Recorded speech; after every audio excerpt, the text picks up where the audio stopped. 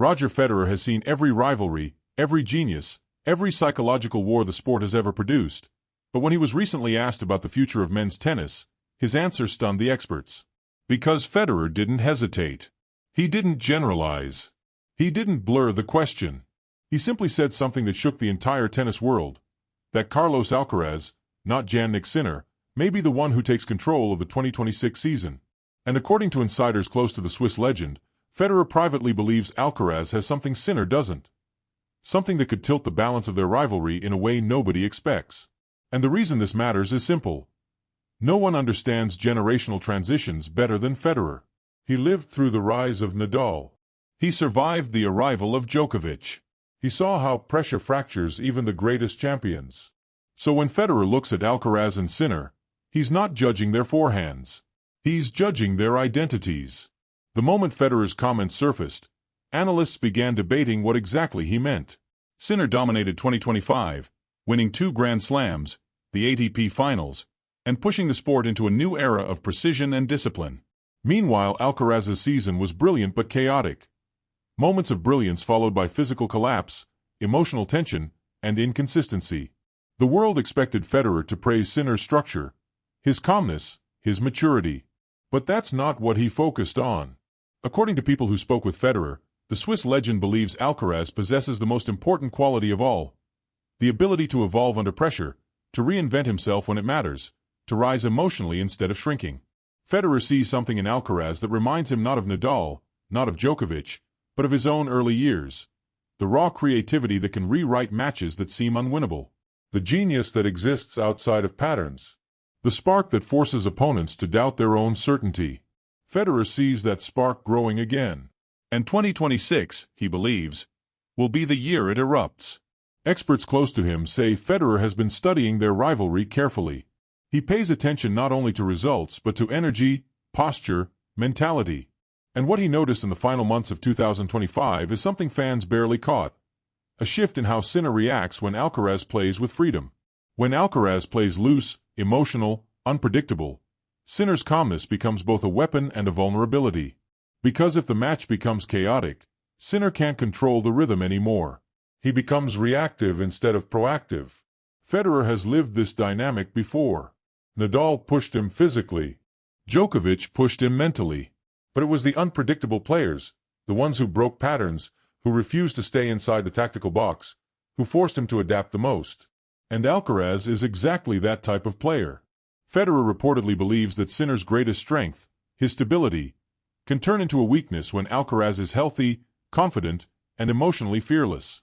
Because when chaos enters the court, the player who thrives in it gains control. And Federer sees 2026 as the year Alcaraz finds the controlled chaos again. The injury in Turin didn't change Federer's mind. In fact, insiders say it confirmed something for him: that Alcaraz's vulnerabilities are temporary, physical, circumstantial, not structural.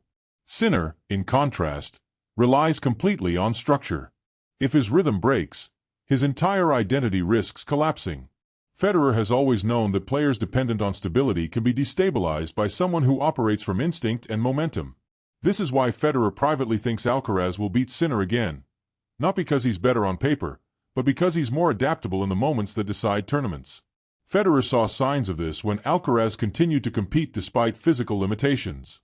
He saw it in the way Alcaraz handled big stages. He saw it in the way Alcaraz speaks about rivalry, not with tension, but with joy. And Federer has always believed that joy under pressure is a superpower in tennis. Experts also point out that Federer has been particularly attentive to Alcaraz's emotional reset in the offseason. Carlos rediscovered something he lost mid-season: the ability to step back, breathe, and reconnect with the game without the suffocating weight of expectations. Federer recognizes this as a turning point because he experienced the same transformation during his own career. The moment where tennis stops feeling like a burden and starts feeling like a privilege again. Federer sees that spark returning to Alcaraz right now. And with that spark, he believes, comes danger, especially for Sinner. Because even though Sinner dominated last year, Federer knows how rivalries evolve. Dominance is temporary. Momentum shifts. Identity shifts. Pressure accelerates. And Federer believes Sinner has never faced a version of Alcaraz who has been wounded, rebuilt, and sharpened by adversity. That version is coming. And Federer reportedly thinks Sinner won't be ready for it. Before we continue, make sure you subscribe to World News Tennis, the only channel that tells you what's really happening behind Alcaraz, Sinner, and the future of the ATP Tour. When Roger Federer evaluates a rivalry, he doesn't look at headlines or statistics. He looks at patterns. He looks at how players respond when the match no longer follows the script. And what Federer sees in the Alcaraz-Sinner rivalry is a contrast that fascinates him. A contrast that he believes will tilt toward Alcaraz in 2026 if the Spaniard embraces the version of himself that once terrified the Tour. To Federer, the most revealing moments between Alcaraz and Sinner were not the finals, not the tie-breaks, not the trophy lifts. They were the moments where rhythm disappeared, when rallies broke down, when instinct replaced structure. In those moments, Federer noticed something subtle but decisive. Sinner becomes cautious. Alcaraz becomes alive. This is the core of Federer's private belief. It's not about who has the better backhand. It's not about who hits more winners. It's not even about who is fitter. It's about who thrives when patterns collapse. Federer has always believed that true champions must win both inside and outside structure. Nadal could win in chaos. Djokovic could win in silence. Federer himself could win by shifting tempo at will. But Sinner, as brilliant as he is, still needs order. He needs the match to follow a certain emotional temperature. He needs stability to impose his precision. And Federer sees that Alcaraz, more than any other player, has the ability to destroy that stability instantly. People close to Federer say he has watched countless clips of their rallies, not at the beginning of matches, but near the middle, when fatigue sets in and patterns break.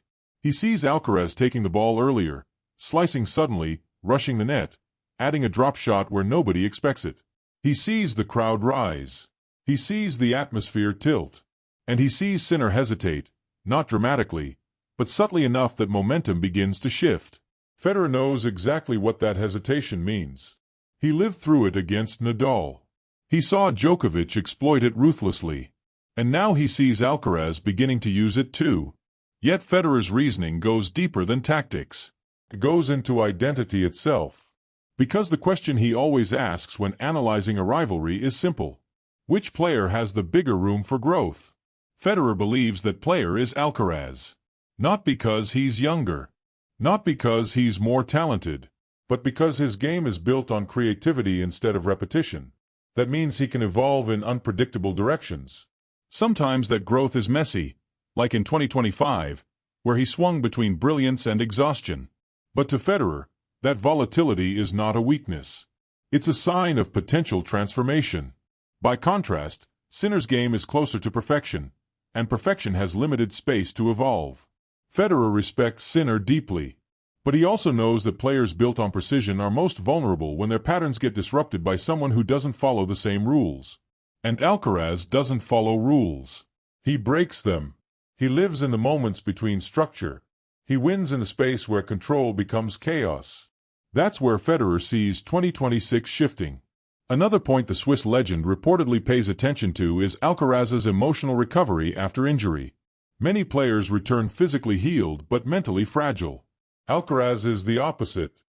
He took the silence of his injury and turned it into fuel. His exhibitions in New York and Miami revealed something subtle but powerful. Not just rhythm returning, but joy returning. And Federer knows better than anyone. Joy is the most dangerous weapon a champion can possess. When Federer saw Alcaraz smiling again, playing with looseness, improvising freely, he recognized a transformation. Because joy removes fear. And fear is what injured players carry with them long after the body heals. If Alcaraz truly removes that fear, Federer believes his creativity will take over again, and that's when he becomes nearly unstoppable. Another detail Federer highlighted privately, according to experts who spoke with him, is how Sinner handles being the hunted. For the first time in his career, Sinner enters a season as the dominant figure, the man with the aura, the man with the target on his back. Federer knows how heavy that target becomes. He carried it for years. And he knows how dramatically a player's psychology shifts when they are no longer chasing, but being chased. Sinner has never defended the world #1 ranking across a full season. He has never entered a year with the expectation of dominance. Alcaraz, in contrast, has already lived that pressure. He carried it at 19. He experienced the exhaustion, the responsibility, the public scrutiny. And now, Federer sees him entering 2026 not as the hunted, but as the hunter, lighter, sharper, more dangerous. To Federer, this dynamic is crucial. Sinner must now defend perfection. Alcaraz must rediscover freedom. And Federer has always believed that freedom is stronger than perfection. This is why he privately thinks Alcaraz will have the psychological advantage when the rivalry heats up again. Not because of ranking, not because of trophies, but because Alcaraz's identity is expanding, while Sinner's is solidifying. Expansion beats solidity. Unpredictability beats stability. Chaos beats structure, when the chaos is controlled by genius. As 2026 approaches, Federer sees the rivalry reaching its first true turning point. Sinner is entering the season with the weight of dominance. Alcaraz is entering it with something far more dangerous: possibility. And Federer believes possibility is the beginning of transformation. Federer's private belief about the future of the rivalry doesn't come from a single moment. It comes from a pattern he has been quietly observing for more than a year. A pattern that reveals how each player responds when the spotlight intensifies, when expectations rise, when the world watches their every move. And Federer has concluded that Alcaraz, not Sinner, is the one whose mindset transforms under pressure rather than tightens. To Federer, pressure is the ultimate truth serum in tennis. It exposes players more deeply than injuries, losses, or rankings. And when Federer looks at Sinner and Alcaraz, he sees two completely different reactions to the same environment. Sinner becomes sharper, colder, almost machine-like. His focus narrows. His body language stays controlled. He operates inside a bubble. This is what allowed him to dominate 2025. He separated emotion from performance almost flawlessly. But Federer also sees the limits of that approach. Because pressure doesn't just demand control. It demands adaptation, flexibility, emotional intelligence. And this is where Alcaraz, in Federer's eyes, becomes far more dangerous. Alcaraz doesn't shrink under pressure. He expands. His creativity increases. His energy rises. His shot selection widens instead of narrowing. He becomes a more expressive version of himself, not a more constrained one. And Federer understands better than anyone that champions who expand under pressure are the ones who define eras. This is why Federer is convinced the rivalry will swing again. Another detail Federer pays close attention to is how each player deals with adversity. Sinner's 2025 season was almost flawless, but Federer knows that seasons without adversity are deceptive, because they don't reveal how a player reacts when momentum finally turns against them. Alcaraz, in contrast, faced adversity repeatedly, physically, mentally, emotionally. He dealt with injuries, fatigue, criticism, inconsistency, and the pressure of being world number one. And every time he fell, he found a way to rise again. Federer sees resilience not as a skill, but as a form of identity. And Alcaraz's identity is shaped by resilience in a way Sinner hasn't had to experience yet. Federer once said that a career is defined not by how you win, but by how you recover. And in private conversations, he has reportedly said that Alcaraz's 2025 season, despite being chaotic, may become the foundation of his transformation, because it forced him to confront everything that made him vulnerable and rebuild everything that makes him dangerous.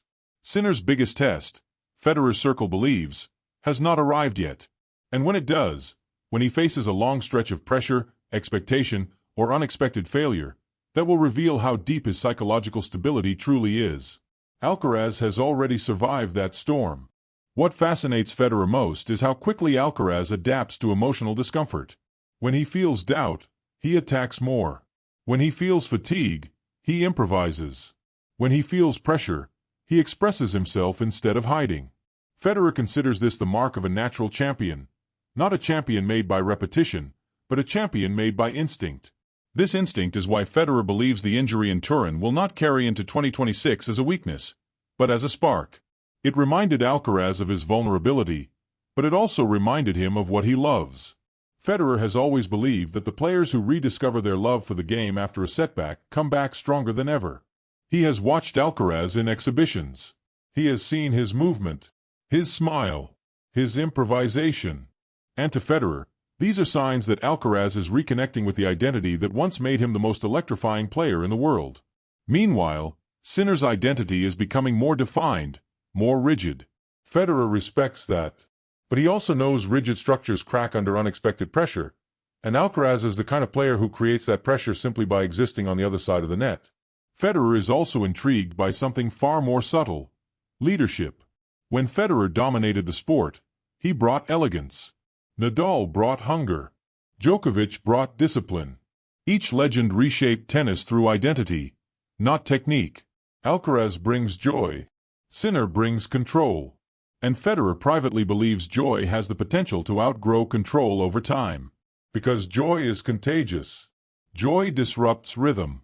Joy creates freedom in moments when others tighten. Federer sees Alcaraz beginning to reclaim this joy, especially after stepping away from tennis during his injury. The time with Messi, the NBA game, the exhibitions, the silence. These moments didn't distract him, they grounded him. And Federer understands this deeply, because he lived it too. When Federer learned how to detach from tennis emotionally, he returned stronger, lighter, more dangerous. He sees the same transformation happening in Alcaraz. As the 2026 season approaches, Federer believes the environment will shift. Sinner will feel the pressure of defending his era-defining season. Alcaraz will feel the freedom of pursuing redemption. And in tennis, freedom is oxygen. Pressure is weight. Federer knows exactly which one allows a player to breathe in the biggest moments. This is why Federer privately thinks Alcaraz has the edge going into the season. Not because he is better on paper, but because the emotional landscape of the sport is moving in his direction. And Federer understands emotional landscapes better than anyone. He sees a rivalry entering a new phase, one where Sinner's precision meets Alcaraz's transformation, one where discipline meets instinct, one where control meets chaos. And Federer believes chaos, when mastered by genius, wins. As 2026 approaches, the rivalry between Carlos Alcaraz and Jannik Sinner is no longer just a contest of talent. It is becoming a psychological war, one shaped by pressure, expectation, identity, and evolution. And within that war, Federer sees something that most people miss: the emotional momentum shifting, slowly but unmistakably, toward Alcaraz. Federer has always believed that great rivalries turn not on one match, but on one decision. One mindset change. One moment when a player stops reacting to pressure and starts controlling it. And when he watches Alcaraz now, Federer sees a player who has begun to make that decision. A player who no longer carries the fear of failure, the burden of perfection, or the weight of being the youngest world number one in history. He sees someone who is learning how to breathe again in the middle of chaos. Sinner, on the other hand, enters 2026 carrying something new: expectation. A new kind of spotlight. A new kind of responsibility. For the first time, he is not the challenger. He is the benchmark. And Federer knows exactly how heavy that mantle becomes. The tour starts to change around you. Opponents raise their level specifically for you. Every loss becomes a headline. Every match becomes a test of legitimacy. Federer also understands something deeper. When a player dominates the tour, as Sinner did in 2025, the hardest season of their career is always the one that comes next. Because dominance creates pressure. And pressure, over time, creates vulnerability. Meanwhile, Alcaraz is entering the season from the opposite emotional direction. He isn't defending. He is rebuilding. He isn't carrying expectation. He is carrying possibility. He isn't burdened by the past. He is motivated by the future. Federer recognizes this dynamic because he experienced it himself during the shifting years of his rivalry with Nadal and Djokovic. He knows how unpredictable and dangerous a player becomes when they move from survival to growth. Another reason Federer privately believes Alcaraz will beat Sinner in 2026 is the Spaniard's ability to adapt across surfaces. Hard courts, grass, clay. Alcaraz's game stretches, morphs, evolves. He improvises in real time. Federer sees this fluidity as the great equalizer. Because when two players are close in level, adaptability becomes the deciding factor. He watched Alcaraz on grass and immediately understood why he won Wimbledon so young. He saw flashes of this on clay, where Alcaraz's creativity overrides tension.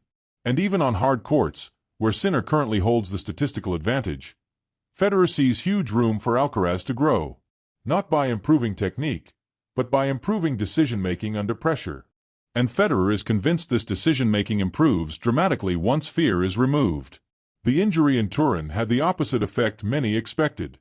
Instead of fracturing Alcaraz's confidence, it revealed the parts of him that needed strengthening.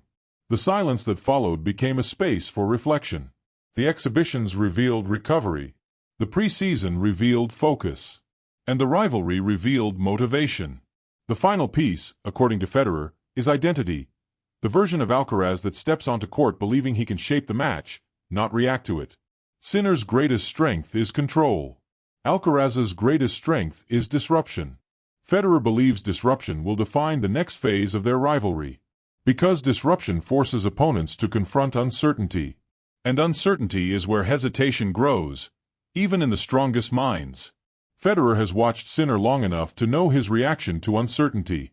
He tightens slightly. He becomes more conservative. His footwork becomes more cautious. His shot selection becomes more predictable. Not enough for casual fans to notice, but enough for a player like Alcaraz, who thrives on shifts of momentum, to sense immediately. Alcaraz feeds on these small cracks. He accelerates into them. He brings the match into the emotional range where he is strongest, the range where instinct rises, patterns break, crowds roar, and the court becomes a playground instead of a calculation. In Federer's mind, this is where the rivalry will be decided. Not in three-set finals. Not in forehand speed. Not in serve percentages. But in the space where intention competes with intuition. Where Sinner's precision meets Alcaraz's freedom. Where the match becomes less about who executes better and more about who expresses themselves more fearlessly. Federer sees a simple truth. Sinner wins through control. Alcaraz wins through transformation. And transformation, when channeled correctly, overwhelms control. This is why Federer privately believes 2026 will be the year Alcaraz takes the edge in the rivalry again. Not because Sinner regresses, but because Alcaraz evolves. Because his injury forced introspection. Because his off-season restored joy. Because his exhibitions restored rhythm. Because the Australian Open will ignite his hunger. Because Seoul will remind him what the rivalry feels like. And because the biggest rivals bring out the deepest truths in each other, and Federer senses Alcaraz's truth rising faster. As Federer reportedly said to a colleague, Alcaraz hasn't peaked yet. Sinner might be close. And that difference will matter. The rivalry is entering a new era. One built on pressure, legacy, identity, and evolution. And Federer believes the player who evolves the fastest, emotionally, tactically, psychologically, will define the next decade. And that player, in his eyes, is Carlos Alcaraz. If you love this rivalry as much as we do, hit subscribe right now to World News Tennis. Don't miss the truth, the analysis, and the future of Alcaraz versus Sinner, the greatest rivalry of this generation.